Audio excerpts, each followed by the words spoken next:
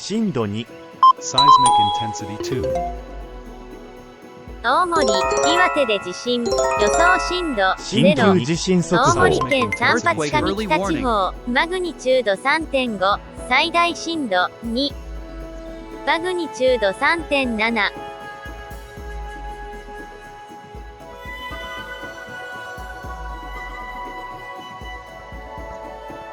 第4波受信。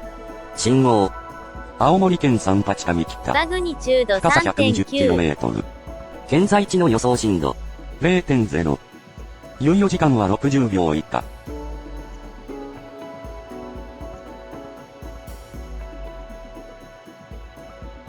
震度2、秋田。震度1、青森、岩手。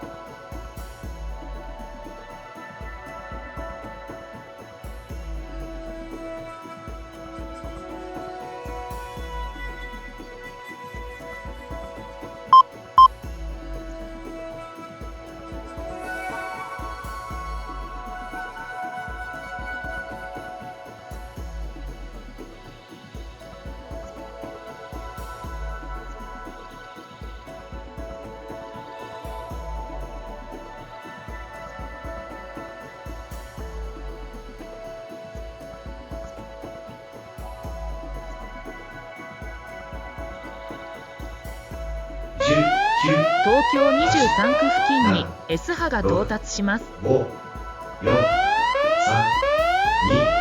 2、1、到達。